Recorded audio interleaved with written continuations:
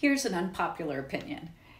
As a 40-plus woman, it's really difficult to get the very best, most practical advice from a 25-year-old coach. I know, mind-blowing. But the reality is that there are coaches for different seasons in our lives.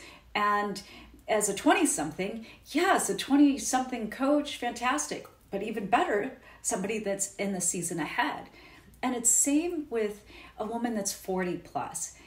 To receive advice about the difficulties and what you'll be facing when you haven't actually faced it yourself and you're 20 years junior, that is not going to be the most easeful experience. They're just not going to understand you.